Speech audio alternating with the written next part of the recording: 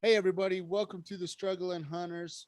I'm Eric, and across from me, or the side of me, I guess, is Joe. Howdy. And we're the Struggling Hunters. This is a podcast where we talk about our stories, our passion about hunting, and just try to have a good time every week and make the best podcast we can. So, thanks for joining in if you're new. And also thanks to everybody that's listened before and coming back.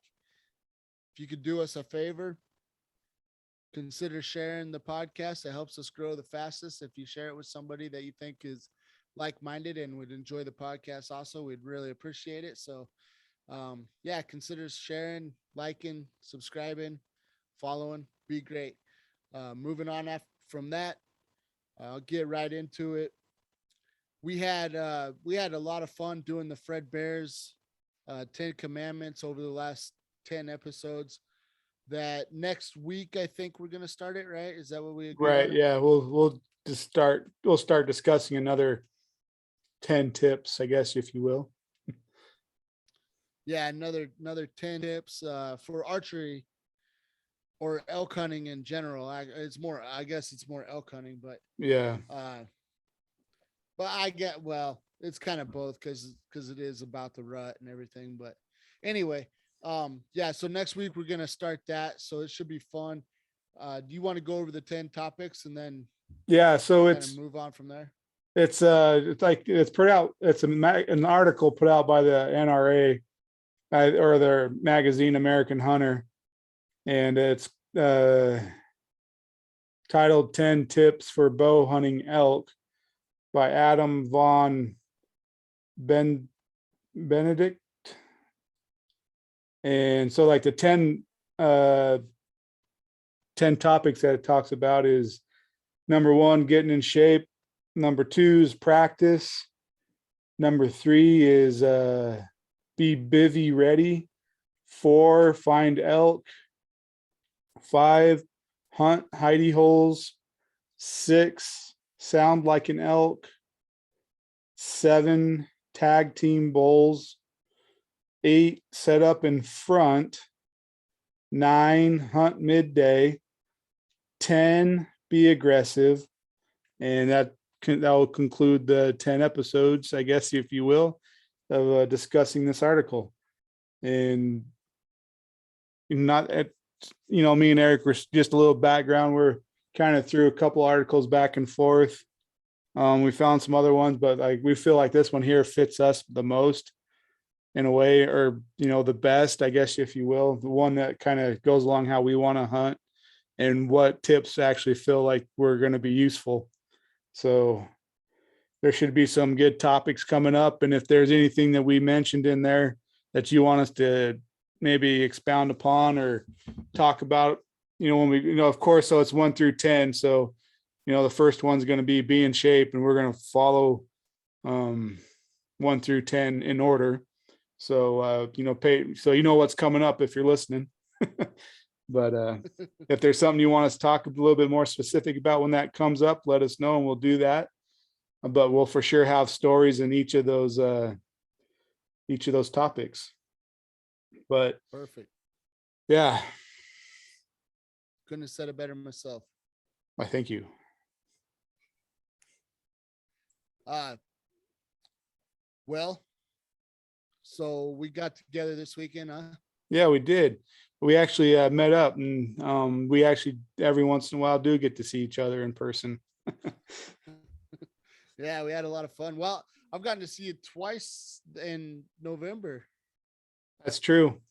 Yeah. Yeah, but we were in hunting mode on the first trip, so we didn't really get a chance to. Well, I mean, we hung out all day, but we didn't like make much content or anything.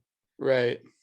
No. But this last weekend we got together and made a video that will be coming out here pretty soon. I'm not sure exactly what day, but look out for that. I think it'll be a fun one.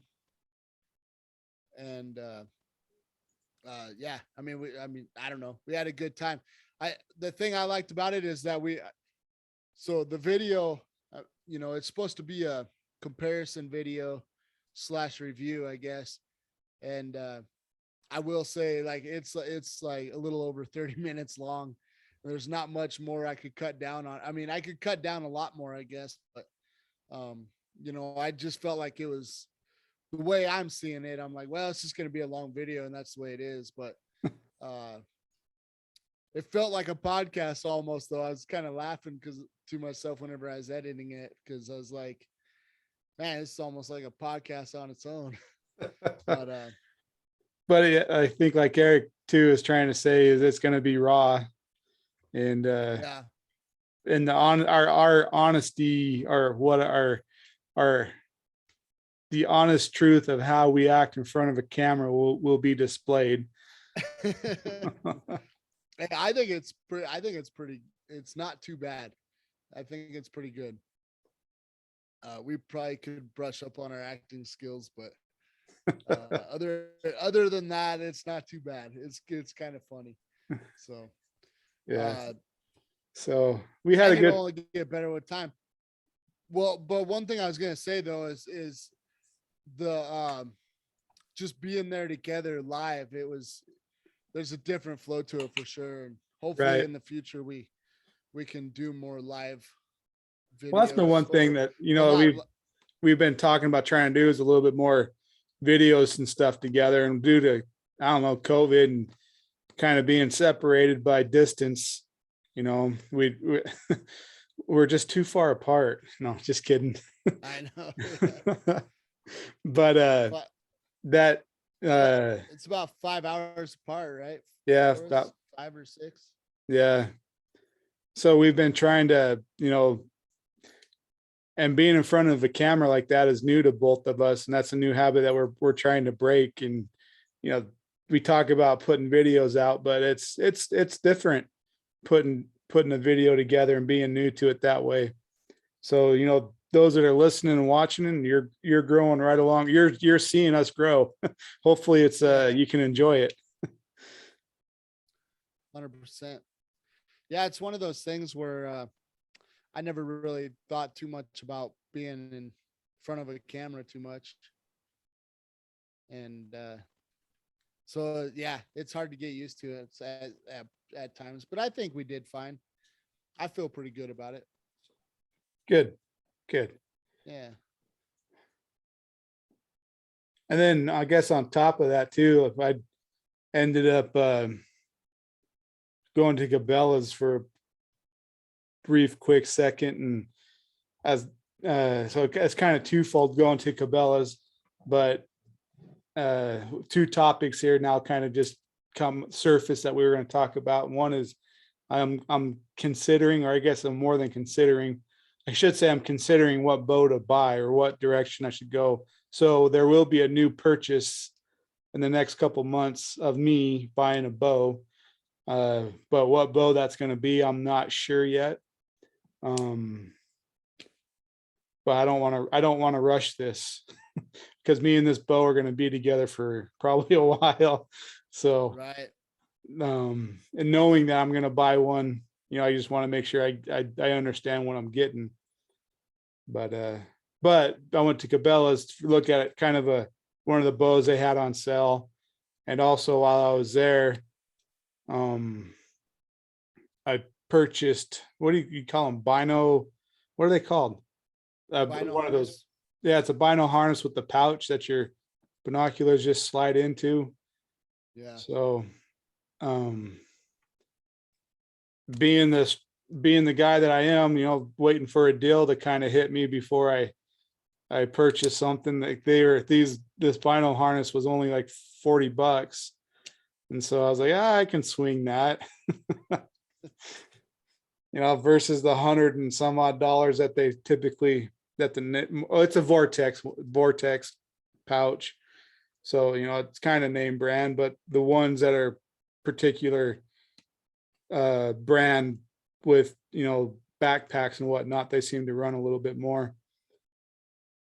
So being the frugal guy that I try to be, I accepted the price tag and bought a new bino harness, and I'm excited to use them. Yeah, so you're with the big boys now. Yeah, I'm just as cool as everybody else. Well, I'll tell you what, you'll like it. I mean, so oh, that's an interesting one. There's one on Amazon for like $40. It doesn't look too bad. Um, not quite as sleek and cool looking as like the Vortex ones, but anyways, yeah. So I'm looking here. So like $100, 129, 156, 98. Well, 99, 129. Yeah. So they're all like, so yeah, you got a pretty good deal on that one. And those Vortex, because yours is, I think, just like mine. I think You have so. the two net pockets on the side and then a Zipper on in the back. Yeah, Yeah. yeah. So it's just like mine, but it works. I mean, these other ones that are, an arm and a leg. I mean, I'm sure they have their benefits and stuff, but I'm pretty happy with mine. So Well, if you're happy, I'll be happy. uh, you get used to it. So whenever I first started using it, uh, the lid kind of opens up or what, like, and at first it's like, oh man, this is weird because like the fancier ones, the lids open up to the outside. Uh, So you can see, but I don't know if I'm explaining it good enough for the podcast, but my point is at first it was kind of weird, but you get used to it. Get used to it pretty fast after like the first 10 times of pulling it out. You don't even think about it. But I remember the first time I was like, oh, it's kind of weird. huh. Yeah, I'll get So, used to it. but no, it's a good vinyl harness, and I know for me, I mean, I'm completely happy with mine. Good. They Yeah. definitely have their place in the hunting space. It's just kind of fun. It's interesting. I didn't to think about just like the history of like binoculars and the straps for binoculars, like for a long time, like, you had just a strap around your neck that you hauled your binoculars with. And then you turned into like that little bino harness thing with the elastic strap. So that way it hung around your chest. And then you had another thing that went around your chest that would cover the binoculars. So that way they wouldn't get all dirty as you're hiking around. And then now they got these little pouches thing that you can drop your binoculars into. It's like, why didn't they think of that like 50 years ago? I know it's funny that you say that because it seems like such a simple thing, but just nobody ever really put it together. Nobody ever really thought about it. Right. Seems like such a simple thing to to create, but yeah, I think it's a great creation because I don't know what it would be called. I mean, I guess it's a sling, bino sling. I had that for a few years and that worked fine, but I really like the harness. Did you put the tether on on your binos from the harness to the binos? So like you don't, No, if you, not yet.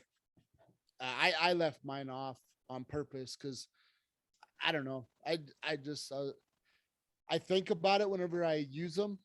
Uh-huh. I but like or okay, the whole reason that the tether's on there is that way if you accidentally drop your binos, you're not gonna lose them, have them fall off a cliff or something.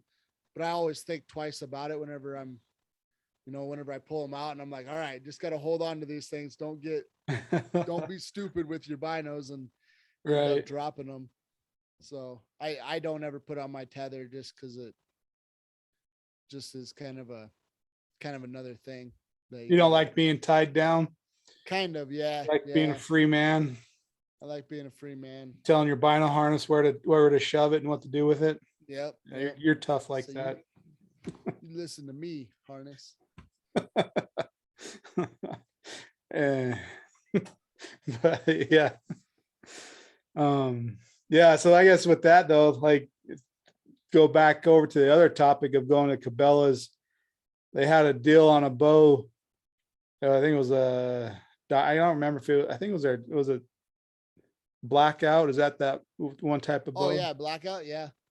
They had one that was like 279 on sale. And I was like, oh, I can, look into maybe swinging that. And I was like, I don't know anything about the bow. So I did a little bit of research. And of course, it was like Black Friday, so like they have those sales going on. I wonder if I paid attention to sales for Christmas and stuff would be just as good. Anyways, I bet it'll be close.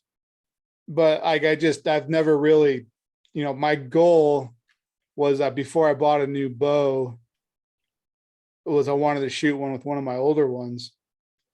But I don't know. I just after after seeing that price tag, I was like, well, shoot, is that something I want to look into getting, worry about? But I was like, I don't know anything about the bow. So anyway, that got me looking and pulled some cash together. So I got kind of a little reserve saved up to pursue getting a bow. But upon talking to one guy at work particular about bows and what to kind of look for, or what I want and what should I be looking for. At the end of the day, I'm sure it comes down to what feels good to me. So that's one thing I want to do is spend some time shooting a couple of the bows. You can read about it and it's probably going to be an awesome bow, but if it doesn't feel good to you, you're not going to enjoy shooting it. But I guess one of the things for an accurate bow is you want kind of a long axle to axle width. I guess the shorter ones, they maybe shoot a little quicker or whatnot, but for whatever reason, or I guess the pinch point of the string to the nock is tighter on a narrower bow, and that kind of helps or hinders accuracy. And then one thing to consider that I probably would have overlooked was they call it the rise height. So from the distance from the back of the handle of the bow to the string. Oh, that's Yeah, I believe it's the rise height. But like you don't want brace height. brace height. Yeah, rise height. I know how I was close. I was confident. But you kind of want that almost like like as great as as most of a distance as you can handle. Just simply, it's going to be less of a string slap to your wrist. The further it's away from your hand, the less likely the string's going to hit your wrist. Without, That's a good point. I'm sure I can get there to teach myself to be in the proper technique so that doesn't happen. Yeah. But one thing is like, well, I guess if find one that I'm not losing that much speed, and I might have a little bit bigger of a brace height, and I don't have to worry about like my jacket or my sleeve of my shirt messing with the string before the string lets go of the arrow. Yeah. Anyways, so that's some things that I'm going to be looking into. Yeah, that's awesome. As far as looking at a bow, but it's just interesting too. A lot to look into. Yeah. So, it's kind of funny, I guess the research that I've done, the shorter axle to axle bows are kind of more designed for hunters and stuff to get around. But a lot of hunters actually use a longer axle to axle because it's more stable. There's more stability and yeah, the way it shoots and releases, everything's a lot smoother with a bigger axle to axle. So there's so much stuff to consider, and it's a pain. I think what you're doing is pretty smart. Just kind of going around and doing the research, going to a couple different places, shooting their bows and see what they try to sell you, and then say, ah, thanks, but no thanks. And Right. Well, for that's the like the next one place. thing that's going to be kind of hard, right? Because as soon as you say you're in a market for a bow and you give them a price range, the salesman's not like, oh, let's get you into this bow. You can leave today. Well, yeah, I know I can leave today with it, but is it really the one I want? Ah, well, and really, I mean, you're in a good spot right now because it's, you know, it's winter time, so you don't have to have. I mean, Right. you don't have to have one right now. That is something I did think about the other day. I was like, man, that's kind of a nice little timing like that. Get that bug to get one because I got like all winter to get through. I and before I can even really go out and do anything. I mean, of course, there's indoor stuff I could do, but in all sense of reality, I gotta have some time to really have a bow ready for the season to come. Yeah. Yeah. But if you get like a more entry level, budget friendly, however you want to say it, bow, um, I mean, the nice thing about most of those is they come with everything. True. And then as you upgrade though, because I mean, I got an entry level myself, and I've upgraded the sight, which was kind of a fluke. A fellow archer, he was like, I got this extra sight. It's actually pretty nice. I don't know how Sure. much they go for, um, but he gave it to me. So I was like, oh man, that's a cool upgrade for absolutely free. Right. Um, so uh, yeah, I mean, that was pretty cool. But so I've upgraded that already, and then I'm gonna upgrade to a drop away probably. But what I'm trying to say here is you could slowly upgrade over time and make a really good bow. Well, and that's kind of like what I've been one of the scenarios I've been playing in my head is do I watch for kind of a higher end used bow that's maybe bare boned, a little cheaper because I can pull everything off my other bows that I might need to put on that bow. And then, as the time goes, upgrade everything. Yeah, yeah, But yeah, I'll spend more money and get a bare bow, a naked bow, I guess, not a bare archery bow, but get a naked one and dress it up myself. yeah, yeah, yeah. It's just, man, it's always so tough. I mean, that's why the best thing to do if you're a beginner archer or want to get into it, or you are into it now, just get all your your good equipment, and then save up your money again and get that nicer, better shooting bow. But the other thing too that like I'm trying to be careful about, or it's just interesting because I feel like we live in like this lucky time, as far as equipment in a way, because you can get fairly good equipment for a good decent price.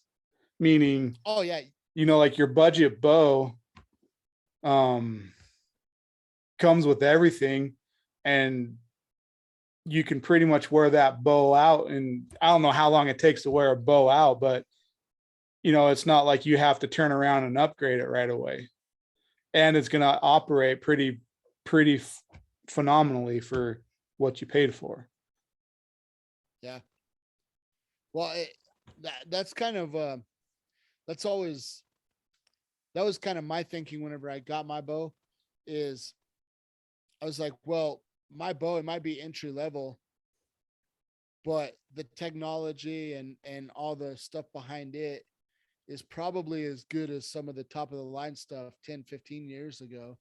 Right. So Well, and that was like one of the articles that I was reading too, was saying, okay, your entry level bows are going to have maybe older cam styles on it, but if you buy like the pro, I don't know if you call it a pro line or like the expensive side of it all, like a grand plus, you're getting up to date cam style technology. And Yeah. it may be, you know, a few seconds faster. Yeah. Yeah, that's the other thing too. Man, you could go down the so there's something to that you know, I don't know about today's technology, but so what is it, front of center, the Yeah. FOC of an Yeah. arrow Yeah. and the weight. But there was this old boy, I think he was on Meat Eater, but he was talking about making arrow flight, and he's like, you know, there's kind of a limit to all of it. You know, you could have a really fast bow with, you know, 350 feet per second kind of bow, 325, whatever. But he said, like, if you get too fast, it actually hinders you.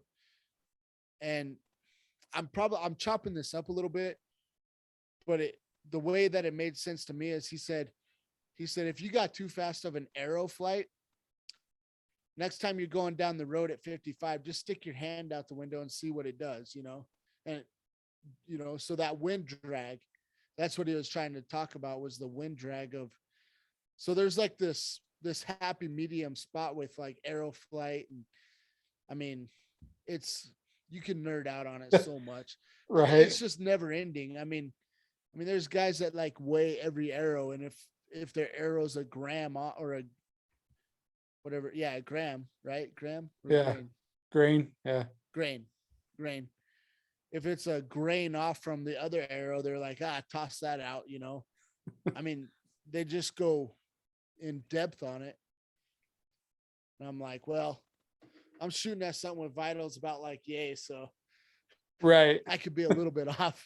Right. I can have I can be off by 2 or 3 inches on every shot and still kill something. Right, right.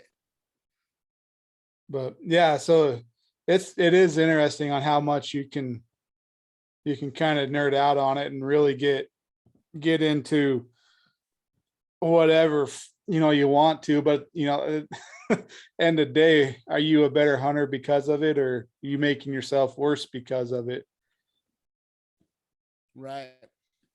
But if you enjoy it, more power to you. Like, shoot, there's a lot that you can get into. Yeah. Oh yeah. I know a couple things that I want to do with my bow. I want to get new string. I want to get new string. I want to get a drop away.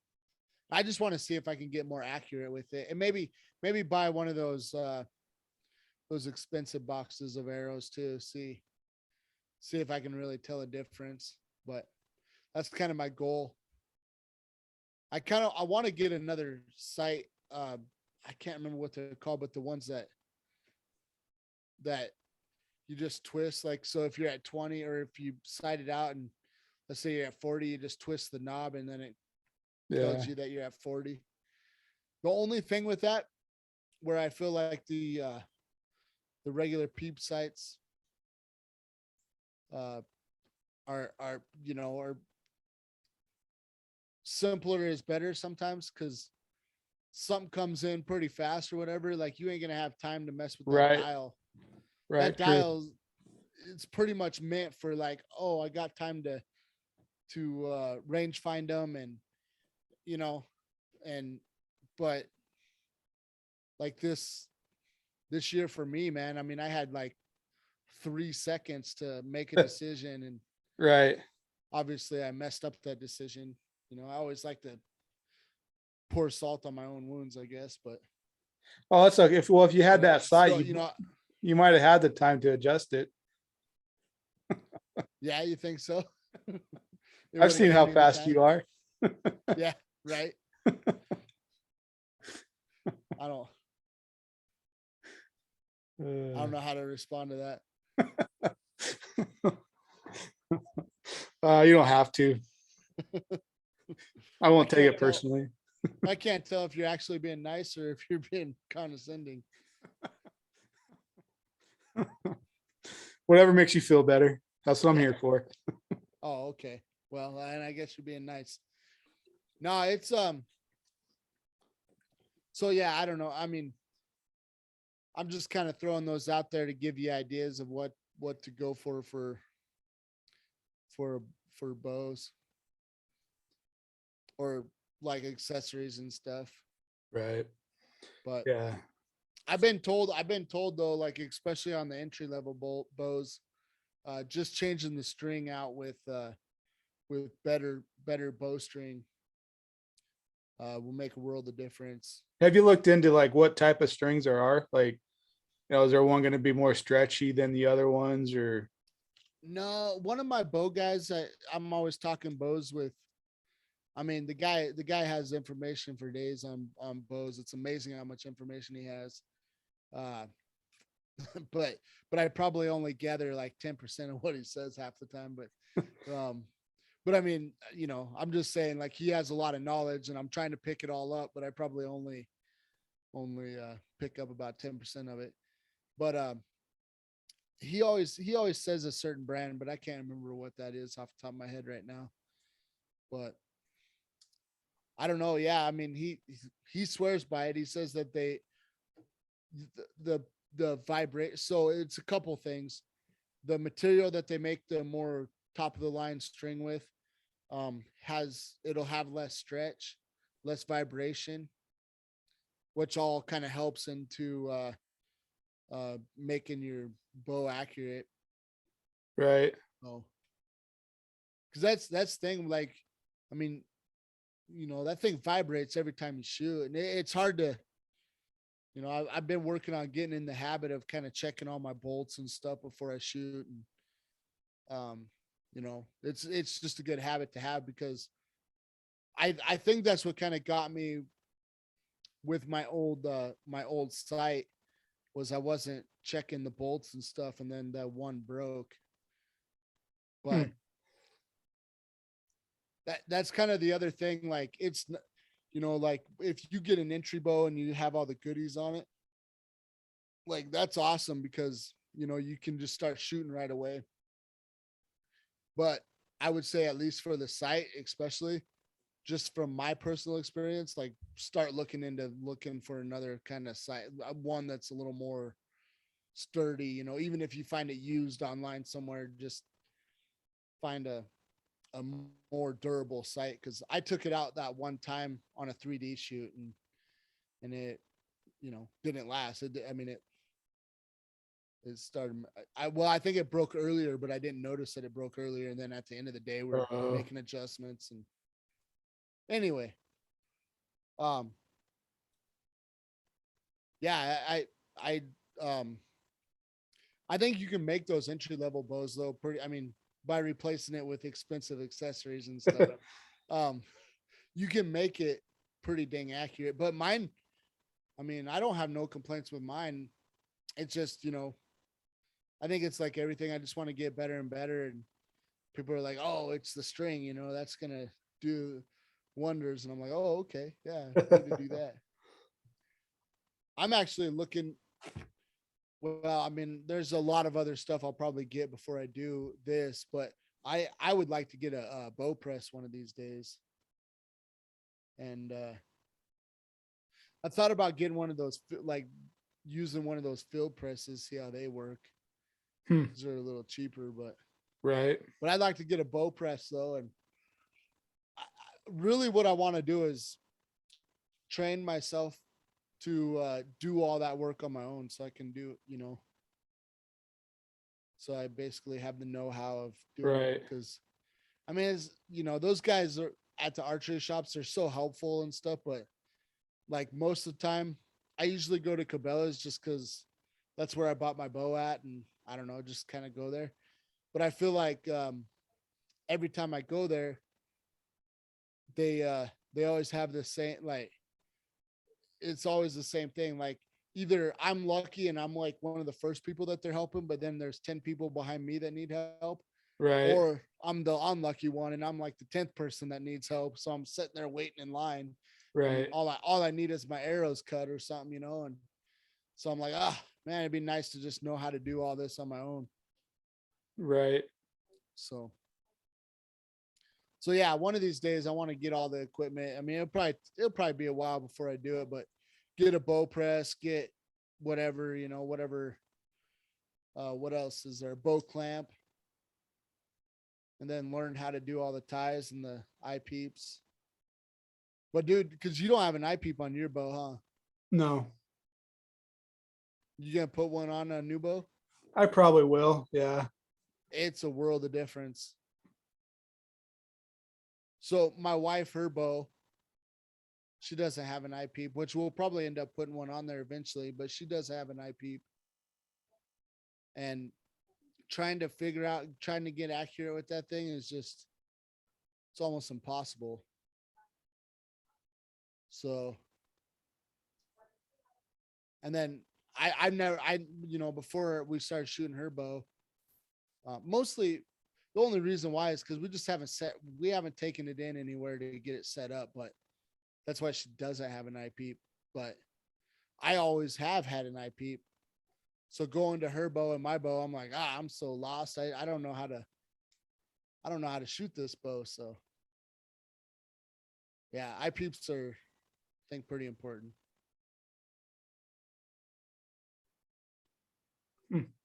No, I know they are. I don't know. I haven't just, I have it on at one point, but like my whole learning process of it, and took it and had it put in, but it didn't set up where I want. Like I felt like it needed an adjustment after I got home and was shooting it. And so I kind of tried to adjust it and it fell out. So So you left it out? I left it out. And then, like mostly too is trying to be prepared for every situation. I've kind of been okay without having one. Just simply, lower light, your peep sight's going to be hard to look through. So my thought was getting good without a peep sight. So that way during low light situations, I wouldn't have to worry about if I can see through my peep sight or not. Yeah. Yeah. I mean, I think it's a whole nother skill that is pretty neat to have, to shoot without a peep sight. It's just, for me, it's crazy. It's been hard over the last couple of years. I've gotten better at it, but growing up, I've shoot instinctive. And when I finally, the last couple of years, settled into trying to use sights, like it's been kind of like, not that I've been shooting bow recently, but growing up, we lived on 5 acres. So like whenever I wanted, I just go out and shoot. Yeah. And I never used the sights, even though I had the compound bow with sights. I just always shot instinctive, and I was doing pretty good. And when I switched over to try using sights, like it was hard to get my mind to stop looking how I would look down an arrow to shoot. But yeah. Yeah. Yeah. Growing up as a kid doing that your whole life, and then learning a yeah, whole nother way. Don't you have a recurve too? I do have a recurve. Yeah. I need to get a string for it though. I haven't. I don't know what happened to it, but yeah, I got that recurve when I was like 8 years old, 8 or 9 Wow. years old, mowing a next door neighbor's yard. Really? Yeah, Wow. That's an old recurve. it is an old recurve. It Still looks probably, like it still looks in good shape though. It's not does it? cracking. Yeah, it still looks fairly good, or really good actually. Good, good. Yeah, recurve, but that's pretty much instinctive there, right? You don't put Right. peep sights on a recurve. No. That's crazy. Yeah. So I noticed with the way I shoot, I don't know if it's considered instinctive, but the way I shoot is if I don't waste a lot of time and like try to really focus in on my target, I feel like I shoot better. If I pretty much like pull back, find where I want to hit and pull that trigger, kind of, I mean, it's what I guess I call instinctive a little bit, where I'm like, yeah, just don't waste time. Don't try to sit there and breathe or whatever, because then once I start breathing or holding there for a little bit, trying to get the perfect shot, then I start moving around and, you know, Squirrel. and doing, yeah. So for me, and part of that might be because I have there's a couple things. And so your, your stabilizer, like mine was just the entry level one. They say that they need to get, my bow guy tells me I need to get a heavier one on the front to help me stabilize. But also the other thing, the reason that happens is because the axle is a little short. Like if it was longer, Uh, and also the stabilizer, that would, but for me, since my axle is shorter, I can't make that longer or anything. So for me, what I need to do is get kind of get a aftermarket stabilizer with a little weight on it. Help that. gotcha. So yeah, there's so many Gotcha. tricks, Yeah, there is. but yeah, I don't know, dude. Like for me, I just gotta say this, and then we could probably get out of here. Yeah, sounds good. Yeah. So for me, man, I probably watch. You know what? As a matter of fact, I watch. Oh, now I can't remember their channel off the top of my head. Not knock. Anyway, I watch all kinds of YouTube videos all the time about bows and what they're doing and how they, I'm just always, yeah, I started watching this Chris B. See if I can go through and find. I mean, it's not a big deal, but I wanted to. I don't know. This is like great podcast material. Point is I'm always just like searching up things, like something will pop in my head about archery and I'll just be like, see if they have a video on it or something. So I'm always watching something about archery. Gotcha. I love it. I love it. I was having a hard time this hunting season because I kind of thought about it. I'm like, should I just try to get a doe? Because you can use any weapon. Oh, And I was like, should I just get that doe with a bow? Should I try? But I was like, you know what, man? I don't want to play any games. Like, I've been on such a dry spell. I just want to get it done, call it a day. And so that's what I did. That's, I used my rifle. But a part of me, I was like, man, I'd rather use my bow. So, huh. but anyway, yeah, you want to get us out of here? Yeah, I can go ahead and get us out of here. Thanks again, guys, for spending your time. We hopefully we gave you a good time to listen, or listening to good times. But we covered topics tonight of what we're going to be going over next little bit and talking about buying a bow. And if you have any suggestions, anything along those lines, feel free to leave a comment. Anything that is given will be considered. And thanks for listening. We'll get back with you again in another week. So talk to you guys later. Later, guys.